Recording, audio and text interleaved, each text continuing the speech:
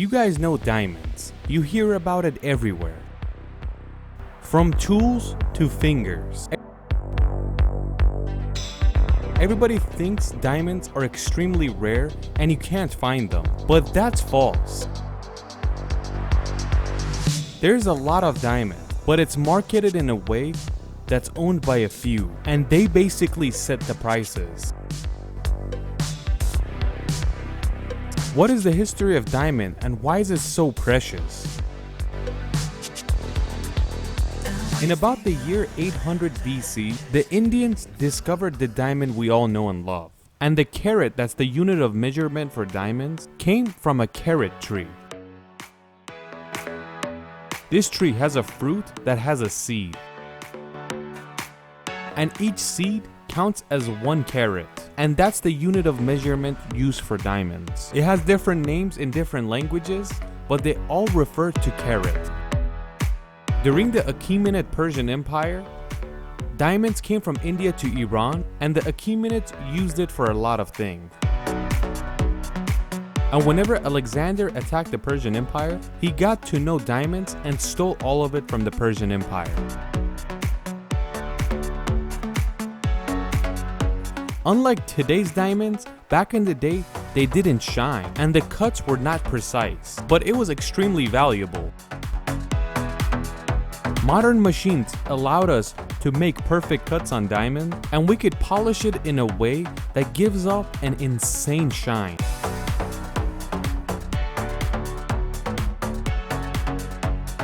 Until before 1869, mining diamonds was damn near impossible, and that is why it was extremely expensive.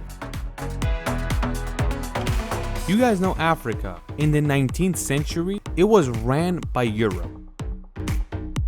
At that time, South America wasn't worth a lot for the Europeans because they could only produce sugar. But what happened after 1869 that South Africa completely changed and the diamond market completely changed as well. They say in that year, a Dutch person found a 22 carat diamond. We don't know if he actually found it or an African kid found it and gave it to him for like an ice cream. 3 years passes and an Englishman finds an 83 carat diamond. After finding this diamond, South America becomes the most valuable part of Africa for the European. Since South Africa was controlled by Britain, they had control over all the diamond, and in the end of the 19th century, more than 4 mines were active. In these years, a lot of diamonds would come from Africa to Europe.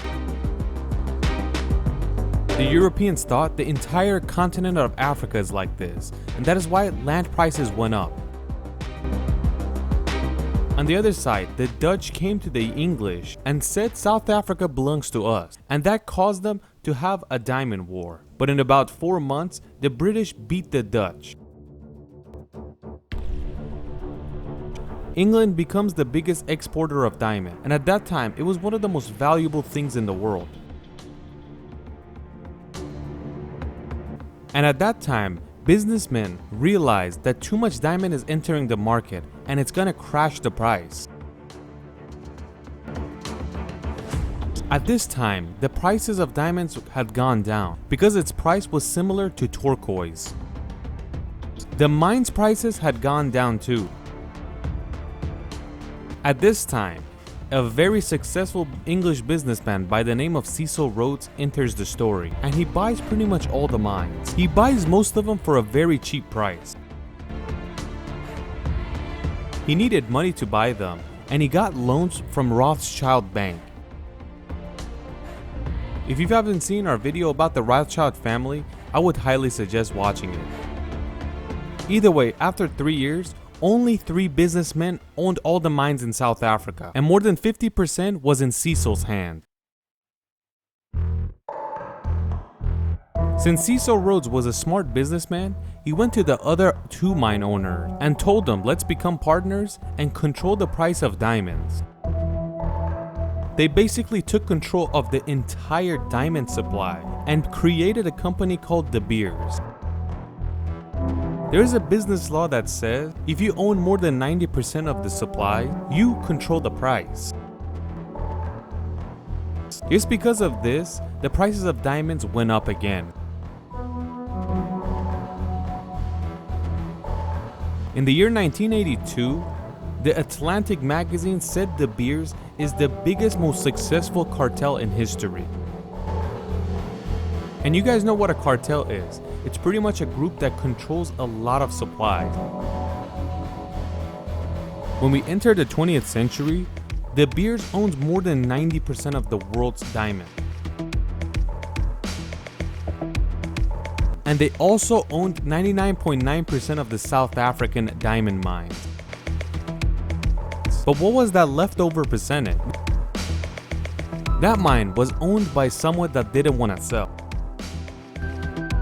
He said, I would sell it, but I'm not gonna sell it to you guys. I don't want 100% of diamonds to be in your hand.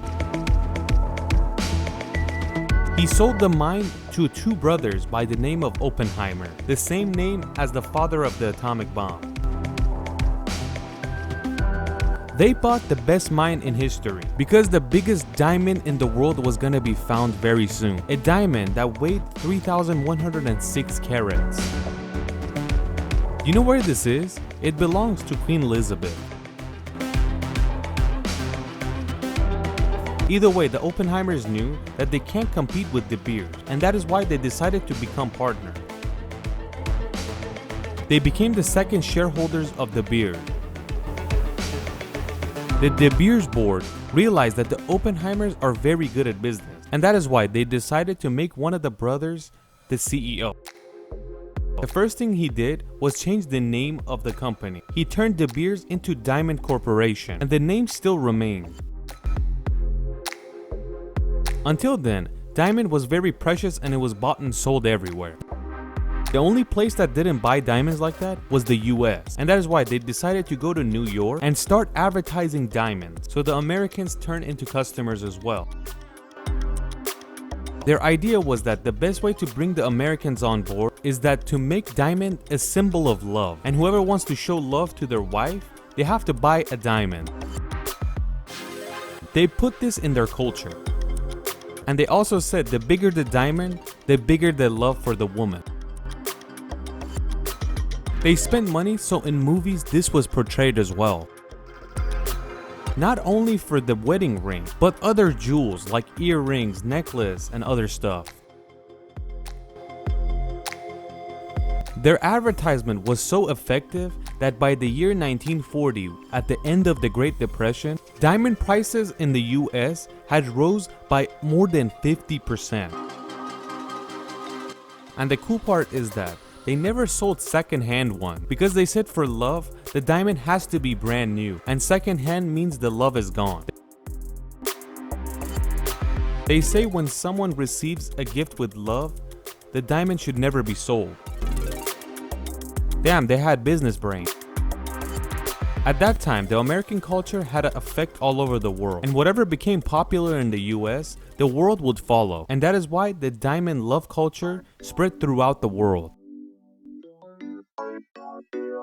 Like by 1967, only 5% of Japanese males would buy a wedding ring for their wife, but after 10 years, that number rose by 50%.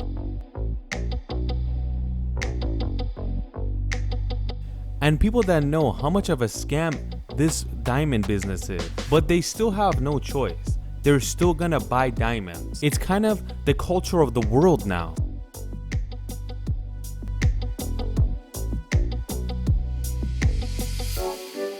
Some people might ask, what about Kohinoor or Darya-e-Noor that came to Iran by the King Nader? But we have to say that Kohinoor is the biggest diamond in the world, and that's at 3106 carats. Darya-e-Noor is 182 carat, and that's still in Iran. And Kohinoor was stolen from Iran, and it's on the Queen's crown, and it's 105 carats, so smaller than Darya-e-Noor.